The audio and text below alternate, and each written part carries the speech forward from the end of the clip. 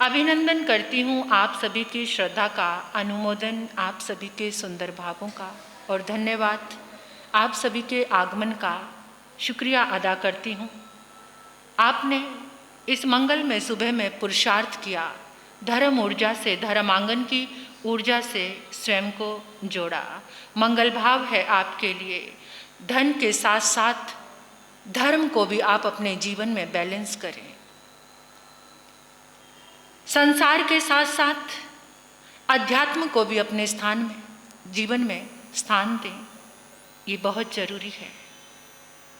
और हमारा विषय प्रसंग चल रहा है, जीवन आनंदित कैसे हो, journey of Joy, journey of happiness. ये बहुत ज़रूरी है। बहुत दौड़ चल रही है खुशी पाने की, आनंद पाने की। इंसान ने स्वयं ही खो दिया है। आज जो हमारी क्लासेस चल रही हैं उसमें identification of mind, identification of mind, मन की पहचान करनी है। ये बहुत सुंदर सा विषय किसी गुरु भगवंत ने दिया है और मुझे अच्छा लगा है, तो बहुत मन को जचा और पसंद भी आया कि आज के हिसाब से अगर कोई बात समझाई जाए तो शायद आज की जनरेशन को बहुत जल्दी समझ आ सकती है। कि जिस समय कोई विद्यार्थी जब MBBS करने के लिए जाता है, एंट्रेंस के बाद उसका जो पहला साल होता है उसमें उसको क्या सिखाया जाता है? एनाटॉमी, क्या? शरीर रचना, बायोकेमिस्ट्री, जीव रसायन विज्ञान शास्त्र, फिजियोलॉजी, शारीरिक क्रियाएं। ये सीखना बहुत आसान है, मेहनत करो तो ये बहुत ठीक है। शरीर की रचना, शरीर के बारे में जानना आसान है, लेकिन आइडेंटिफिकेशन ऑफ माइंड, मन की पहचान करना बहुत मुश्किल है। जीवन में धर्म लाने के लिए पहले मन पर काम करना बहुत जरूरी है। और हमारे प्राचीन समय से ऋषियों और मुनियों ने एक ही पद्धति दी, धम्मस्य शुद्धस्य चिट्ठयी। परमात्मा ने कहा, भगवान महावीर ने, धम्मस्य शुद्धस्य चिट्ठयी। जब तक मन शुद्ध नहीं होता, जब तक चित्त शुद्ध नहीं होता, तब तक धर्म ठहर नहीं सकता। तो आज हमें पहचान करनी है। बगुला कैसा होता है? ऊपर से सफेद और अंदर से कैसा होता है? काला। बाहर से सफेद और भीतर से काला। और कौवा बाहर से भी काला और अंदर से भी काला। उसको जज करना आसान है। और हंस बाहर से भी सफेद और भीतर से भी सफेद। और मन कैसा है? मन में ये तीनों चीजें समाई हैं। कौवा भी, हंस भी और बगुला भी। कब क्या बन जाता है ये पता नहीं चलता। कभी तो ये इत्र की सुगंध उड़ाता है आपके भीतर और कभी विष्ठा की बदबू से भर देता है। कभी प्रेम और कभी नफरत। इसको समझना कितना मुश्किल है। और कौन समझ सकता है? कौन समझ सकता है? ज्ञानी। ज्ञानी ही मन को समझ सकते हैं, मन को साध सकते हैं। तो ये मन का जो विज्ञान है, मन की रचना, मन की वृत्तियां क्या है, आज थोड़ी सी चर्चा हम इस पर करेंगे और फिर सोचना है कि हमारा मन कभी ऐसा तो नहीं है। पहचान करना मन की वृत्तियों की। पहली मन की वृत्ति है पशु वृत्ति, कैटल। मन की पहली वृत्ति है पशु वृत्ति। चोला तो इंसान का पहन लिया, लेकिन आकर्षण किसका है? किसका आकर्षण है? पशु वृत्ति का, कैटल का। सारी की कोई विवेक नहीं, कोई दूर दृष्टि नहीं, किसी तरह का। ना खाने में विवेक है, ना पहनने में विवेक है, ना सोने में, ना बोलने में, किसी भी चीज में विवेक। और परमात्मा कहते हैं विवेको ये धम्मो। धर्म की पहचान क्या है? विवेक ये धम्मो। जहां पर विवेक है वहीं पर धर्म है। और जिसके पास, जिसका मन ये पशु वृत्ति का है, उसके जीवन में जो पशु की वृत्ति है वो कैसी होती है? देखिए, सांड के जैसी लंपटता, सूअर जैसी गंदगी प्रियता, गीदड़ के जैसी दुष्टता, भेड़ के जैसा कोई अपना दृष्टिकोण नहीं, भेड़ चाल में शामिल रहना, कुत्ते के जैसी विवेकहीनता, भैंसे के जैसी आक्रामकता। जिसके जीवन में ये है वो समझ लो इंसान बनकर भी क्या है? पशु है। इस दुनिया में यहाँ जहाँ तहाँ आपको इतने पशु नजर आएंगे। इंसान बनकर जो पशु को खाता है उससे बड़ा पशु कोई इंसान बनकर। और जो जैन बनकर हिंसा का व्यापार करता है, जैन समाज में, आपकी बात नहीं कह रही, कितने लोग ऐसे हैं। मैं ये सोचती हूँ कि 2 समय की रोटी आनंद और सुख के साथ मिल जाए, इससे बड़ा कोई सुख नहीं होता। बहुत धन कमाने वाले और कितने गंदे तरीके से कमाने वाले क्या सोने की रोटी खाते हैं? क्या सोने की रोटी खाते हैं? कितना भी धन कमा लो, रोटी तो वही 2 अनाज की। होटल बना दिया, रेस्टोरेंट खोल दिए, और वो होटल किसको दे दिया? किसको? जहां पर नॉन वेज बनता है। इतने बड़े दर्द का सौदा कर लिया, इतना बड़ा पशु बन गया वो इंसान, जहां पर अपना होटल बनाकर के नॉन वेज बनाने वाले के हाथों में उसको रेंट पे दे दिया या सौंप दिया या जो भी किया, जो भी सौदा किया, सारे परिवार को खतरे में डाल दिया, सारे परिवार को दर्द दे दिया। एक पैसा आए, किसी भी ढंग से आए। अरे शर्म करो। वो कालसूरी कसाई का बेटा पुनिया श्रावक बन गया, कालसूरी कसाई के घर में जन्म लेकर के। और आज जिसकी श्रीमुख से परमात्मा ने अपने श्रीमुख से प्रशंसा की, पुनिया जैसी समाइक, और जो जैन बनकर ऐसी दुष्टता का व्यापार करता है। भारत के 3 वैज्ञानिकों ने, साइंटिस्टों ने 1995 में रूस में जाकर एक रिसर्च की। उस रिसर्च में उन्होंने एक रिसर्च की कि ये जो भूकंप आते हैं ये क्यों आते हैं। तो वहां पर एक बीट थ्योरी उन्होंने प्रेजेंट की, उसका नाम दिया आइंस्टीन पेन वेव्स। ये आइंस्टीन पेन वेव्स क्या होती हैं? सुन लेना जरा ध्यान से।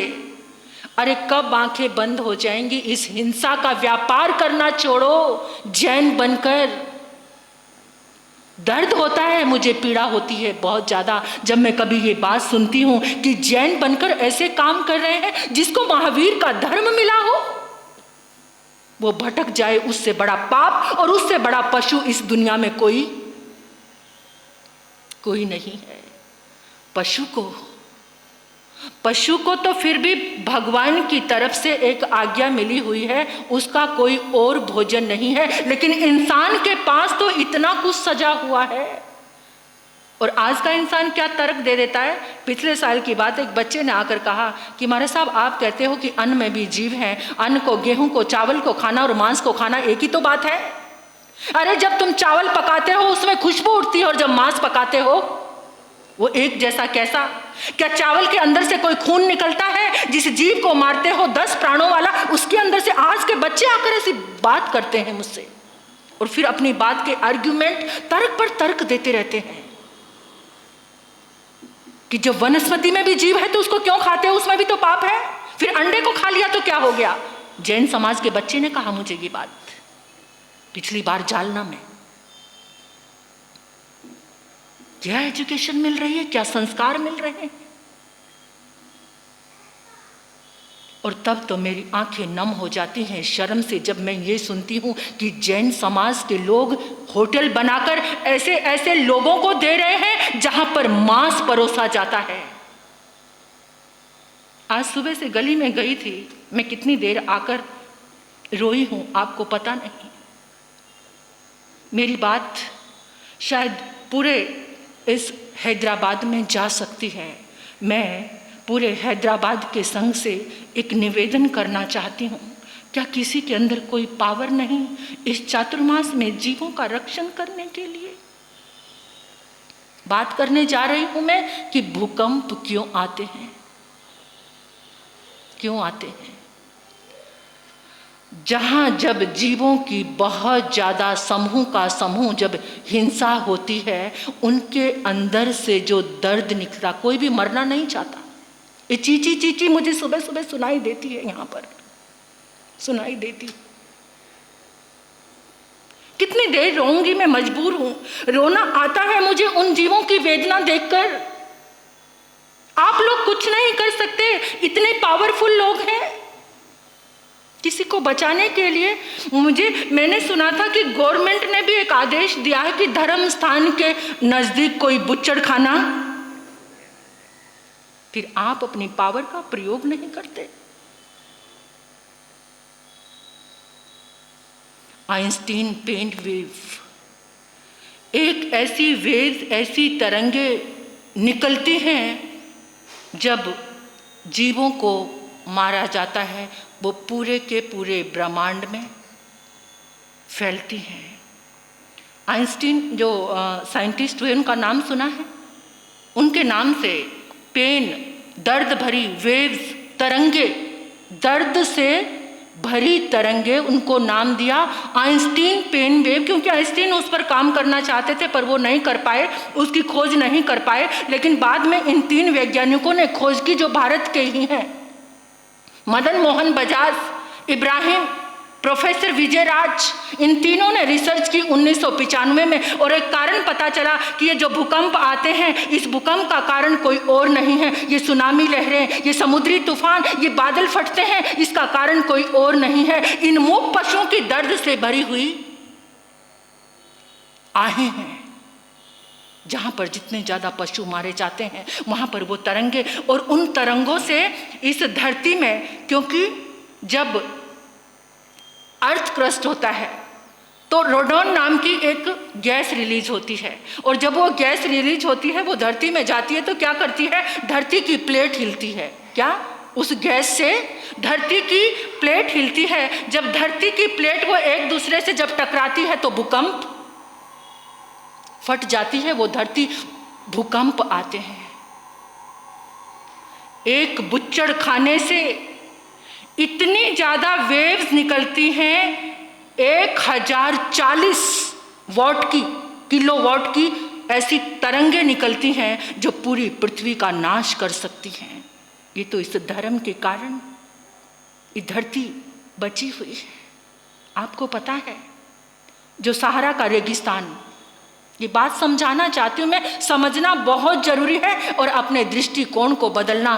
भूल से भी अगर तुम हिंसा का व्यापार करते हो तो जीवन में सर्वनाश को आमंत्रण करते हो।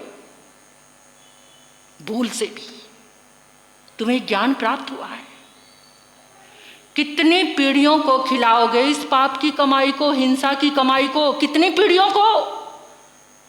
सबको दर्द ट्रांसफर करना चाहते हो, सबको रोगी और बीमार बनाना चाहते हो।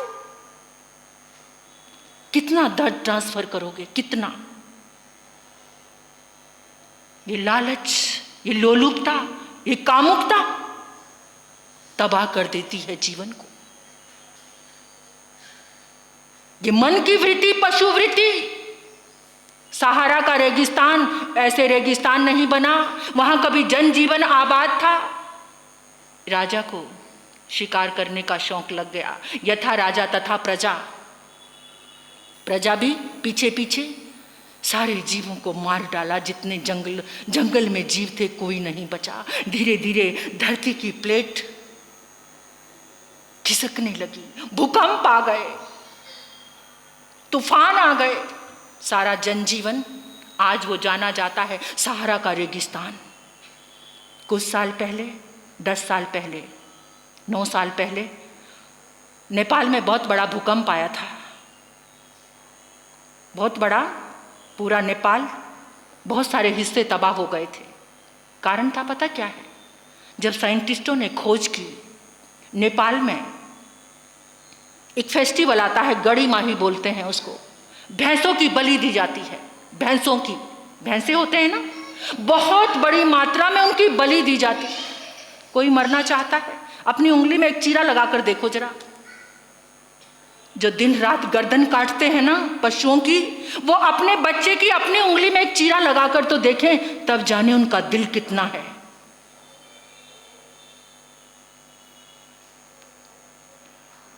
भूकंप के कारण नेपाल का कितना हिस्सा तबाह हो गया, उस बलि उसका कारण थी। वो फेस्टिवल शायद अब बंद हो गया है। जब रिसर्च चली कि जहां जहां पर बलि दी जाएगी, जहां जहां बुच्चड़ खाने होंगे, आसपास में दर्द की तरंगे। ये कौन सा मन है? इंसान बनने के बाद भी इंसान के रूप में भीतर दरिंदा रहता है, पशु। और जीवन में कभी उसको आनंद नहीं मिल सकता, जीवन में उसको कभी सुख नहीं मिल सकता। अपने मन का निरीक्षण करना, एकांत में बैठकर इस मन की कुछ आवाजें, ये सीधा भी बहुत है, ऐसी बात नहीं है। इसको जहां जोड़ दोगे वहां भी चलने को। इसको तुम सत्संग से जोड़ दो, इसको तुम जिनवाणी से जोड़ दो, इसको तुम अहिंसा से जोड़ दो। इतना कुछ तो परमात्मा ने परोसा है। जिंदगी की जिंदगियां निकल जाएं, जन्मों के जन्म निकल जाएं, परमात्मा के ये 56 भोज, ये तुम्हें स्वाद नहीं लगते, ये टेस्टी नहीं लगते। इतने 56 भोज जिन देवों ने हमें परोसे हैं, जिसने एक भी चख लिया ना मन से। किससे? मन से। Mind balancing best strategy. कौन सी प्रक्रिया? मन को सुंदर बनाने की। अगर मन कोई सुंदर बना सकता है तो वो जिनवाणी ही मन को सुंदर। और जब वो अंदर जाएगी ना, तब मन की सारी व्यथाएं, सारी वृत्तियां आपको समझ आने लग जाएंगी। खाली ऐसे गर्दन मत हिलाओ, मेरी पीड़ा को समझो, मिलो उन लोगों से जो कुछ कर सकते हैं। मैं तो आज ही बाहर गई थी, वहाँ का जो दृश्य देखकर मेरा मन बहुत खराब हुआ है। पता नहीं, परमात्मा की करुणा और उस करुणा की साधना करते करते रोम रोम में वो प्रवेश कर गई है। किसी का दर्द बर्दाश्त नहीं होता, उस दर्द की पीड़ा अपने ऊपर ही होने लगती है। वो दर्द अपने ऊपर महसूस करते ही आंखें बरसने लगती हैं। इसलिए छोटा सा एक निवेदन है, सकल हैदराबाद जिन संघ से अगर कुछ कर सकते हैं तो सबसे बड़ा सुंदर चातुर्मास की आराधना हो जाएगी, जहां हिंसा का व्यापार रुक जाएगा, अगर ऐसा हो सकता है तो। और कहते हैं कि जो करने वालों की कभी हार नहीं होती, जो ठान लेते हैं ना उनकी कभी हार नहीं होती। बस मन तैयार नहीं होता, मन का संकल्प नहीं आता। उस संकल्प को अगर मन में लेकर जाओगे तो, और मन की दूसरी वृत्ति, ये 4 वृत्तियां हैं, 4 वृत्तियों वाला मन है। दूसरा है मेटल, पदार्थ प्रधान वृत्ति वाला मन। कौन सा? पदार्थ प्रधान, मेटल। इंसान बने हैं और आकर्षण किसका है? सबसे ज्यादा यही लोग मिलेंगे, इसी मन वाले हैं सब। पदार्थों का आकर्षण सबसे ज्यादा, उपयोग में नहीं आते, भोग में नहीं आते उतने पदार्थ, लेकिन उनको इकट्ठा करने का शौक पैदा हो चुका है। बस घर में नजर आने चाहिए। कुछ ड्राइंग रूम तो लोगों के घर में मैं देखती हूँ, हमारा सब चरण डाल दो। एक तो बाहर सोफे लगे हुए हैं, लॉबी में सब लोग आकर बैठते हैं, फिर एक दरवाजा खोलते हैं, वहां देखते हैं तो गजब के ऐसे सोफे, ऐसी चीजें लगी हुई हैं। मैंने कहा ये क्या? कहते कभी कभी कोई खास मेहमान आते हैं तो यहाँ पर यूज में नहीं आ रहे, लेकिन इतना मेटल, इतना पदार्थों का आकर्षण, यूज में कितनी चीजें हैं और संग्रह में कितनी चीजें हैं। ऐसा मन मनुष्य को नरक की यात्रा, ये चलेगा आगे। समय की सुई कह रही है कि रुक जाइए, आगे ये मन की वृत्तियां और मन को साधने का एक सुंदर, बहुत लास्ट जो पड़ाव है, वो इतना सुंदर मन है, वो इतना सुंदर मन है। और वो मन कैसे बनेगा? कौन से सूत्र लेने हैं जिससे वो आपका मन सेटल? क्या? एक तो पहला कौन सा है? पहला कौन सा था? कैटल, मेटल, बैटल और सेटल। ये चार मन की प्रवृत्तियां हैं। हम किस में हैं, ये खुद को जज करना है, खुद का निरीक्षण करना है। गुरनी मैया के मुखारविंद से आप श्रवण करेंगे। ओम शांति।